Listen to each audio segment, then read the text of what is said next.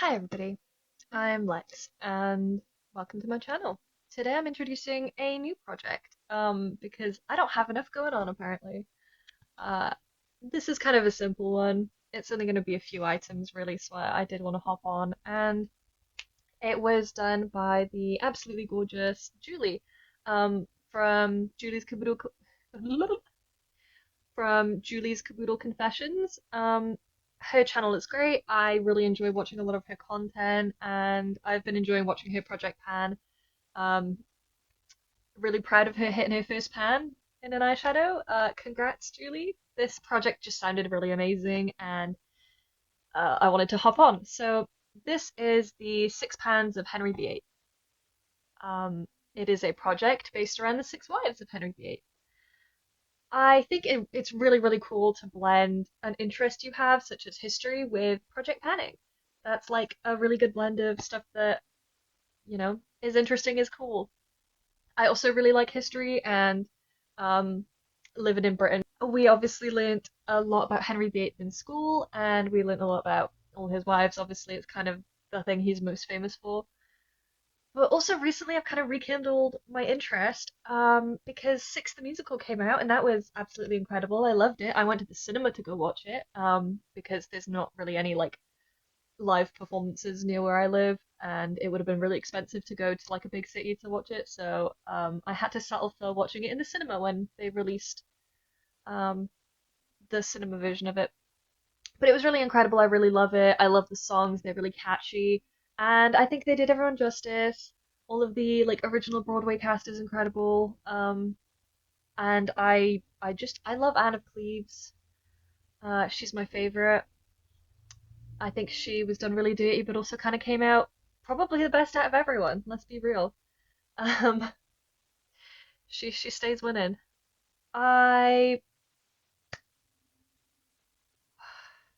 I wanted to hop onto this project to support Julie and also because it is just so interesting and so cool and because it is a smaller project and I think I need more small projects. Like a lot of them are really big and I'm working on like 20 products, 30 products, and it's just a lot. So something smaller where I'm only focusing on like one, two things at a time is gonna be great. I am really late hopping onto this though because I was really, really busy all throughout the end of December, start of January. I'm still really busy now, and I'll probably remain pretty busy until maybe the start of April, I'll say, um, as a tentative guess. So you'll have to be a bit patient. You'll have to be a bit lenient with my updates if they're not exactly on time or anything like that. I'm trying my best. I'm not stressing myself out with updates, though. It's fine. If it happens, it happens. If not, we might have to skip a couple months. That's fine. I'm still using makeup pretty regularly in that time, so it's alright. Anyways, I will link Julie's channel down below, and all of the details that you need for the project are in her introduction. It really explains everything super well, and she makes a video every month talking about each of the wives as we roll a new product in. Because the way this works is that you roll a new product in every month to correspond with a wife in order. Then halfway through the year, we run it back and run through the wives again. So each wife will technically have had two products rolled in for the over the course of the year. Anyways, I'm going off on a tangent, and Julie explains this so much better. So check out her video if you're interested in this project at all. And I'm really interested to see who else has hopped onto this. I've not been watching a lot of YouTube, so it'll be fun to catch up and see who else is doing this. Maybe have a little chat with them. It is going to be really, really interesting to see what products people are rolling in and how they're relating them to the different wives because there's so much you can choose from, really. Like, you can make any connection you want. Because I'm a little bit late, I'm going to be rolling in two products with the first two wives. The first wife of Henry VIII was Catherine of Aragon, and there is so many things that I could choose to relate to Catherine of Aragon. Um, but I was recently doing an update for my Pan That palette in order, which, if you don't know, is my W7 On the Rocks palette. This is a dupe for the Anastasia Beverly Hills subculture, and I hope my Pan That palette in order update has gone up before this, otherwise this is a major spoiler. But this is what it's looking like. I've hit panned on most of the top shades. I'm working on this last top shade here at the moment, obviously going in order, hit and pan. But I'm gonna take a little detour and try and use this shade here. This shade is called Bloody Mary, and obviously the reason that I want to pick this for Catherine of Aragon is because um, the reason that Henry divorced her was because she was kind of getting on in age, and she hadn't given him any sons yet. She did, however, give birth to a lovely little girl called Mary, who would later go on to become Bloody Mary. And this whole palette is very drinks themed, so it's fitting that there would be a shade called Bloody Mary in here, and I think it fits perfectly for this project. So I will roll this in, and the rule that Julie made up, which I really like, is that you use every item the amount of times that corresponds to the woman's age when she died, to the wife's ages when they died. So Catherine of Aragon was 50 when she passed away, so I will use this shade Bloody Mary 50 times. It is like a mid-toned warm brown, like a it's not too deep, but it's not super light. Like it's definitely a crease color, but I reckon it would be really good for work. It is very, very warm toned, but that's fine. I don't have a ton of um like cool tone things that I'm working on at the moment, so this will go really, really well with a lot of them. And I will be hopefully getting 50 uses on that.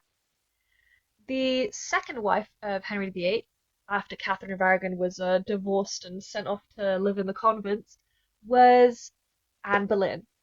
Anne Boleyn was a lot younger. She came onto the scene, and the product I want to use for her comes from this beautiful palette. This is the Blush Crush Level Up palette from Rude Cosmetics. It is entirely a blush palette. There's 9 pans of blush in here, and it is brand new. I just bought this from TK Maxx recently. Quick side note, I really one thing that really concerned me is that there's like a warning here. Yeah, that's normally fine. It'll normally like be like some ingredient or whatever that's in this that probably isn't great for you. But the warning just says warning cancer, and like, girl, what what does that mean? I don't like that. But whatever. Clearly, if this is being sold, it can't be that dangerous. This is a beautiful palette. It feels so luxurious. Like it's a hefty palette and it just feels really nice. Anyways, you have all of these beautiful blushes and this middle one, which I'm gonna say is a highlighter more than a blush. It's this very like sort of gold shade highlight. Sorry if everything's reflecting. I just can't be bothered to take the plastic off this just yet until I use it. I haven't used this a single time yet, so it's going to be interesting. But the shade I wanted to roll in for Anne Boleyn is this shade here called Challenge.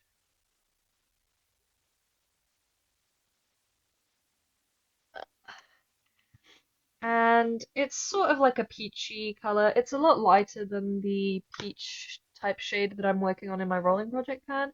So I'm hoping it doesn't really clash too much with that and I'll be able to get good use on this. The reason that I chose the shade Challenge is because when Anne Boleyn sort of entered the picture, she sort of challenged Catherine of Aragon's position as Henry's wife and created the sort of, or like was the catalyst for a lot of what led to the separation from the church and Catherine being sent off to the convents and getting divorced. So, yeah, Anne Boleyn challenging the status quo, challenging the traditional sort of marriage, and challenging Catherine herself and replacing her as wife. I don't think necessarily Anne is to blame for that. I think that's mostly Henry's fault, but yeah, it happened nonetheless. So we don't know exactly how old Anne Boleyn was when she died because we don't know exactly when she was born. So the estimates are kind of anywhere from 28 to 35 for her age when she died. I'm gonna kind of go down the middle and just do 30 uses on this product because that's sort of a goal that I reach for a lot is 30 uses. So it fits perfectly for me. Those are my two products, an eyeshadow and a blush. 50 uses, 30 uses. I will hopefully be able to get those done. I think this one will be sticking around for a little while, but I'm not mad. It's a neutral brown eyeshadow. I think it'll work well. As always, I'll have Julie linked down below, and thank you so much for creating this project, Julie. I'm really, really looking forward to working on it, and I've really, really loved your videos, talking about the wives and their lives.